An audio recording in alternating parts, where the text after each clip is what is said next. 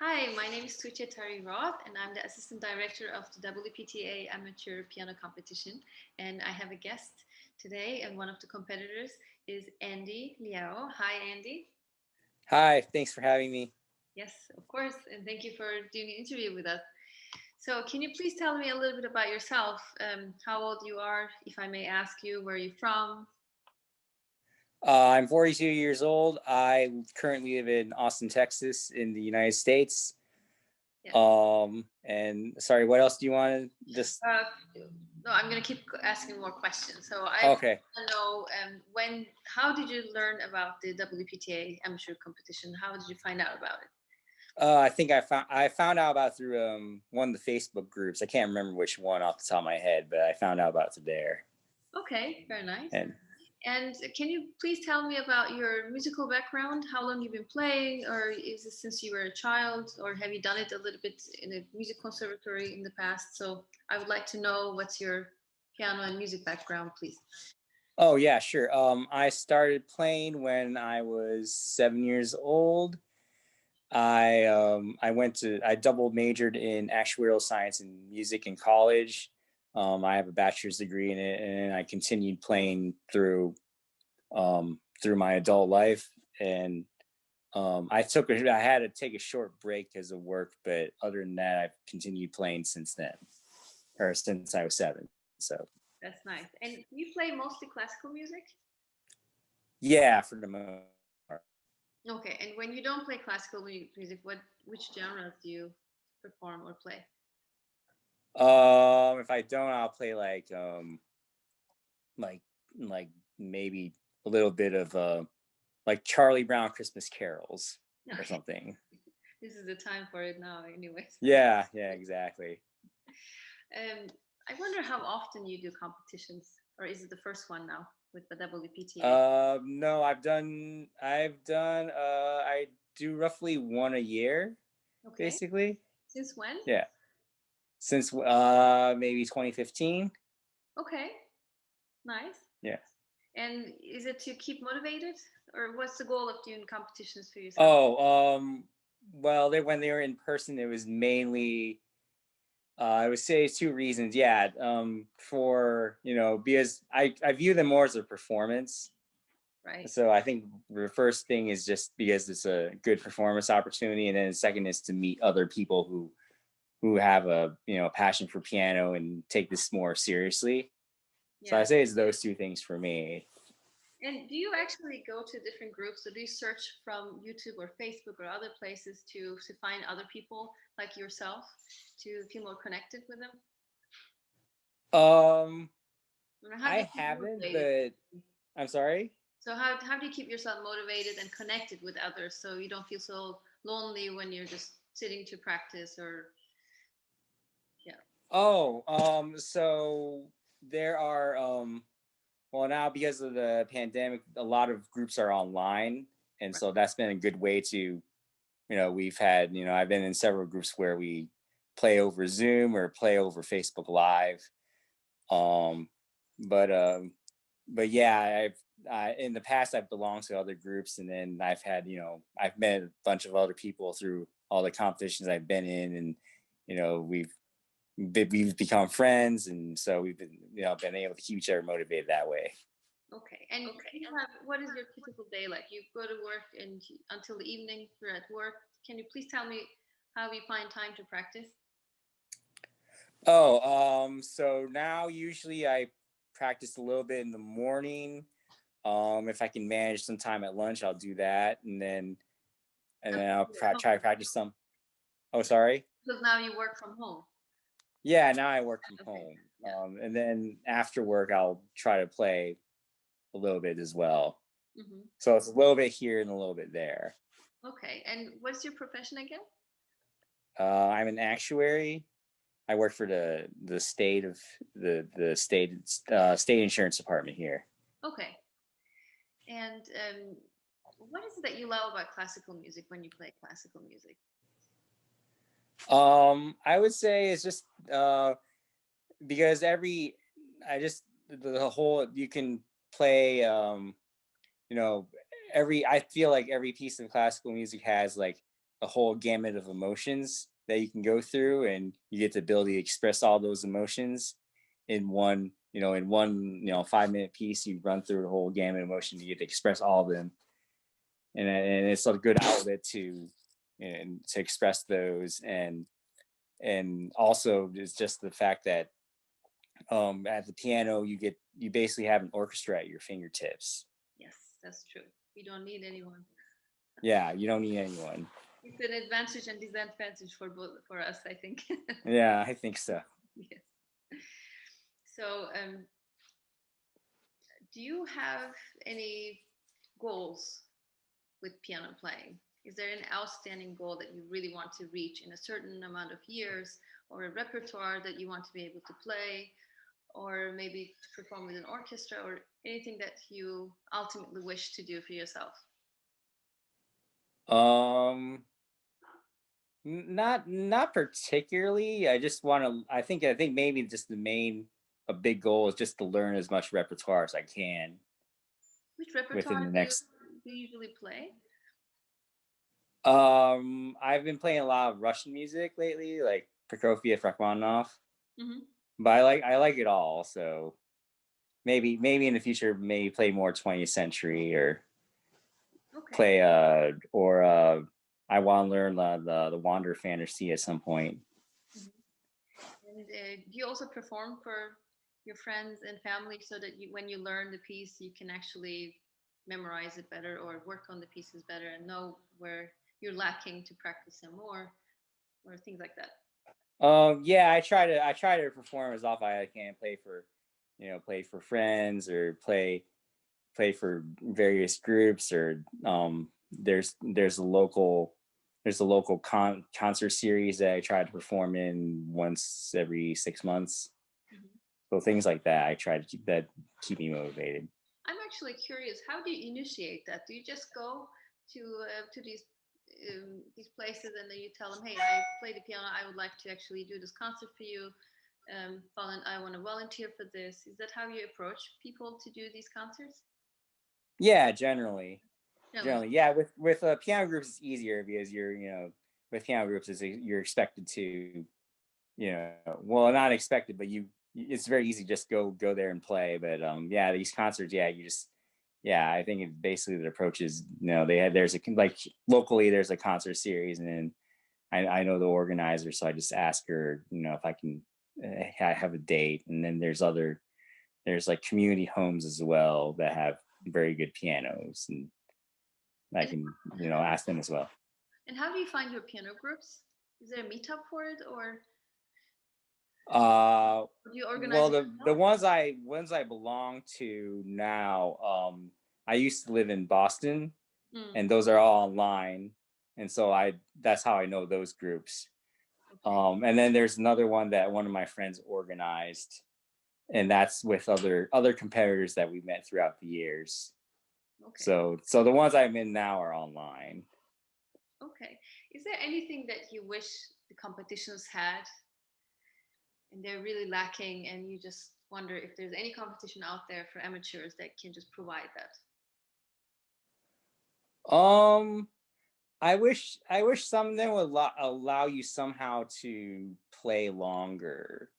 I have one of my friends learned the Hammer Clavier Sonata, and it's a 45-minute piece, and you know every every competition, even if you make the final, is only half an hour, and so he can play it anywhere. Or if you want to play something like the pictures at an exhibition, you can play it. So I Right. wish they would like, have like little longer timelines, or figure out some way that you could do those type of pieces. Maybe we can organize something online that will give Yeah. access to people who want to play. Hmm. That's a good idea. Thank you for that. Yeah, sure. Okay, interesting. Is there anything you would like to ask a concert pianist? um I would like. I'm very curious about how they practice, like how they practice. Like, I would love to see like a concert pianist, like actual like practice session, Okay. How do just you to see how. practice when you sit down to practice? Not very efficiently. I usually will run through something and then work on small spots. Okay. I know that's not always this. It works okay, but I know I could be much more efficient with that. Well, if And you I just allow me, sorry, go ahead. oh, I was just gonna say I wish I was more efficient sometimes. Okay. Well, if you allow me, I can just give a quick tip of how I practice. Okay, sure. So, I recently played two Beethoven sonatas, and Uh huh. I actually kept track how much time I had to learn the pieces. A lot of things happened. I have two kids. The pandemic happened. They were in quarantine at home, Mm-hmm. and they got sick and things like that. I mean, not corona, but so I kept track of what I was doing and how I was practicing it. The two sonatas of Beethoven number 5 and 6, which is going to be actually online on Sunday. I spent 28 hours total from the time I started reading it and the time that I could perform it. However, it wasn't enough time because it was just within a few weeks, couple weeks. It wasn't enough time to memorize the piece. In order to memorize the piece, I always find it the best is to work on it until you can partially memorize it and then leave it aside. It's just like good Mm-hmm. wine, it starts to get better on its own. Mm-hmm. And then you take it back again after a few months, and then you look at it again, you see it differently, and then you leave it aside again. And the best ways is to also, in the meantime, play for friends maybe, or play for one person in your family, or whatever works for you, or just record it yourself on your phone, anything that Mm-hmm. works. And then you will see that you get to see different perspectives of the piece, and it starts getting more interesting to play it, and eventually you make more music. So I did perform those two pieces because I had a timeline on it to send it, and I accepted it also to help the Mm-hmm. collaboration out in a short amount of time. But I was not happy with the performance because you could see it physically. I wasn't so relaxed. I had Mm-hmm. to use the music, which is it never happened to me before. Mm-hmm. And because of the music, it's such a hindrance that you can't really get 100% to the music. Then you feel Right. physically that you feel materialistically, physically, just yourself there, and you Mm-hmm. can't just completely let go, and you can't just be in the musical world. Then it's such Mm-hmm. because people always ask me, how do you play all these notes without the music? And I usually tell them, well, it's actually an advantage to play without the music. Once you learn the piece, it's really Mm-hmm. nice because you can make music if you don't have the music in front of you. But if you're Mm-hmm. really stuck with the visual aspect of it, then you can not relax, and you can't go other places, and you can't take the other people along with you. So, anyways, that was it. That's about the memory part. But how I practice is that I first read the piece, and as I read, of course, I figure out the best finger number for it. And finger numbers are very, very important, by the way. It will either help Mm-hmm. you or it will hinder you. And Yep. they're very different finger numbers for very different circumstances. Like you can't use the whole same finger number for every single trill. You have to change it to make it more expressive in a certain way, and Mm-hmm. etc. So Yeah. first I will play through, try to memorize. I will not write the finger numbers on it. Try to memorize on the spot. And the best thing is also to if I have really a little amount of time, which is almost always now is the same is always this the case now because I have small kids. Mm-hmm. So I Yep. try to do as slowly and cleanly as possible for me to really put it in my head as efficiently as possible in the time that I'm using. Sometimes I literally have 3 minutes to play because Mm-hmm. with the kids and Yep. the whole thing. So in Mm-hmm. that 3 minutes, I realized I still have a chance to learn a tiny passage. But Mm-hmm. because of my way of using the time efficiently, I realized my concentration level has tripled compared to way before I had my kids. Because then I would take it for granted, and it was a luxury to have time. I would say, oh, Mm-hmm. okay, I have 3 hours now. I can just do this and do that. Now I have such a limited amount of time that I say, okay, I have 5 minutes. What can I do in 5 minutes? Then I sit down until somebody starts screaming in the back. I sit down. and in that 5 minutes, I really focus, and something just gets really fixed, and it goes into my brain. So I think the first thing to practice efficiently is to have the will to practice efficiently. So you have to sit down and say, you know what, I have this amount of time, what can I get better? And instead of taking the whole entire sonata, entire piece, rather take a little part of it and make it really clean, very good, and then move on to the next. Because our brain cannot comprehend the entire sonata. We just can't get it. So you have to make it also easy for it. Just gives to give bits and pieces of it for the mind to really learn and grasp it. And when you also practice slowly, another thing that I do is I try to be very, very conscious and aware of how every finger is hitting the keys. So if I hit it in a strange way, then I make a mistake. So I try to make it as um, the best way I possibly can to play the note, and at the same time that my hand is relaxed, and I play the right note, and it's efficient, and it's, you know, all these things that I try to do it all at the same time with the goal, with the end goal in my head, that I'm going to be performing it. So two things just really help: sitting down and thinking, oh, I'm going to do efficient work, and the second thing is that I think, oh, okay, how am I going to perform this later? And then I always go from small parts to big parts, to small parts to big parts. So I will do small parts, and then I will look at the big parts, and I will go to small parts again, and then big parts. And then let's say I can play one movement, and I will say, well, why did he write this? What does he really mean here? Why is it in C minor? Well, what would have been, what the feeling would be if he actually wrote it in C sharp minor? So I would transpose it to C sharp minor to see how it feels, and then D minor, until I get it, that C minor gives a different kind of feeling. So once I get it, I have a different feeling, and the tempo, what tempo I should be taking, and what kind of approach I should be giving to that piano that's written there, and so on. So again, analysis, trying to understand it as much as possible, and hoping that at the end I can convey something that's interesting for people enough that want to listen. So Okay. Yeah. Okay. But you also need time, of course. Yeah, of course. Of course. Out of curiosity, do you transpose in all the keys? I transpose until, or certain keys? I transpose, I mean, not the entire piece. I take maybe 2-3 measures, or one Okay. or 3 phrases. I transpose until I get it, what it means, that the key, that the original key that was written makes sense. Mm-hmm. And then sometimes I will put a different key in the middle of the piece, and then I realize that I'm just not playing with meaning. I'm playing just sforzando because it's written sforzando. And I sit back and I say, well, this doesn't sound really good. So I try to listen to myself as much as possible. And I say, why am I playing with, what's going on here? Why did he write this poem? What does he really mean here?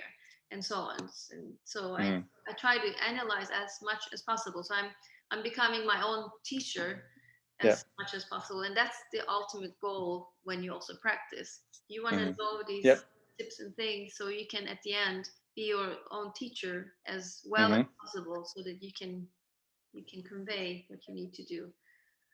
Nice. Okay. Yeah. Sounds good. Yeah. Anything else you want to add? I can't think of anything at the moment. No. No, that's good though. Thank you. Yeah, you're welcome. And there are also other interviews that we posted on our YouTube channel, so you can also check that out. And it's going to be we're going to be adding some more. Okay. So sounds good. I look forward to it. Okay, and I'm actually curious, how many pieces do you have in your repertoire? How many hours of work can you play? Do you know? You said you wanted to extend your repertoire. Do you mean like all the pieces I've learned since I was 7, or like no? How much? How much do I play? No, how much do I play currently, or? Yeah, the ones that you can play for people, you can perform for people. The Rachmaninoffs and I don't know, Chopin's. Because you said you want to learn as much repertoire as possible. Yeah, that's my goal. Yeah, but I guess at any one point I could perform maybe half hour at a time, something like that. You can't do half an hour at a time, right? You can perform. Yeah, well, if you gave me a week notice, yeah, I could probably play like half an hour in a week. Okay, and when Yeah. when somebody comes into you, hey, next, can you play half an hour music for us next week? Which pieces do you usually play? Is it Rachmaninoff or is a mix of things that you described? I try to do some kind of mixture of like smaller pieces, or maybe, or I guess it depends on what it is, or maybe I just play like one sonata, something. But it depends on it depends on person, depends on what kind of concert it is, depends on Right. depends on those two things, I guess. And the classical sonata, I'm guessing, correct? Yeah, some kind of classical sonata, some kind of long sonata. Depends on the event too. If it's a real concert, or is it like it's some kind of just some kind of like fun gathering and things like that. I would consider that as well, I think. Okay. Well, thank you very much, Andy. Thank you for your time. I wish you good luck for the competition and for the future competitions and involvements that you're gonna have. Well, thank you so much, and thanks for having me. Really appreciate it. Um,